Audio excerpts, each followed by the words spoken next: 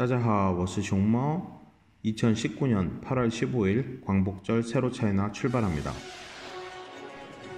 중국에서 가장 더운 도시 순위가 발표되었습니다. 징동이 역대 최고 수준의 실적 발표를 하였습니다. 미국이 중국 제품에 대한 관세 부과를 12월로 연기하였습니다. 중국이 홍콩 시위대를 겨냥하여 침천에 무장 차량을 집결시켰습니다. 중국을 감동시킨 뇌성마비 여성 이야기를 준비하였습니다. 중국 경제 지표를 함께 리뷰해 보겠습니다. 지난 9일 중국 31개성 지칼시 자치구 중 가장 더운 도시에 대한 순위가 발표되었습니다. 7, 9월 한여름에 가장 더운 곳은 해남도 하이커우라고 합니다. 이곳의 여름철 평균 기온은 31.27도라고 하는데요.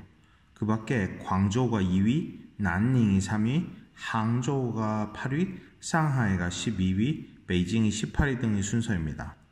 반면 여름에 가장 서늘한 도시는 13.99도를 기록한 티벳 자치구의 수도 라싸라고 합니다. 중국 2대 전자상거래 업체인 징동 JD.com이 역대 최고 실적을 최근 발표했습니다.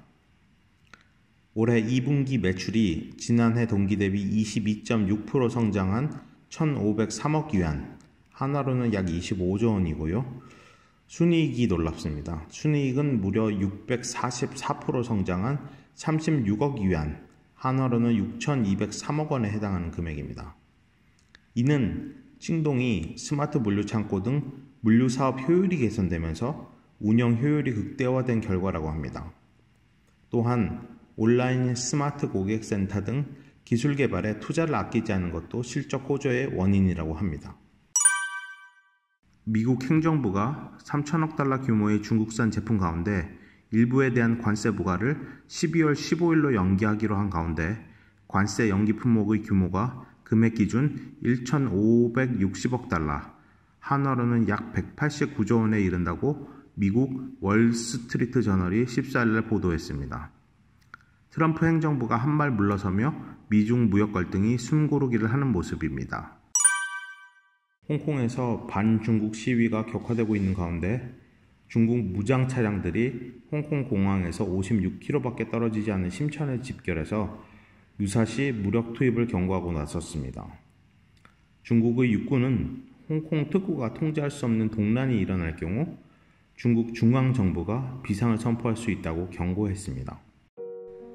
중국 陕시성 동천에 살고 있는 하이랑이라는 27세 여성은 뇌성마비로 팔과 다리를 사용할 수 없습니다. 그런 그녀가 장애를 극복하고 온라인 쇼핑몰을 운영하고 있습니다. 부모가 처음 사준 스마트폰으로 손가락 대신 입술로 터치하는 방법을 터득하였고 입술로 글자를 쓰고 검색을 하면서 타오바오에 상점을 열고 매출을 일으키기 시작하였습니다. 그녀가 홀로서기를 한 이유는 연로하신 부모님께 더 이상 짐이 되기 싫었기 때문이라고 설명했습니다.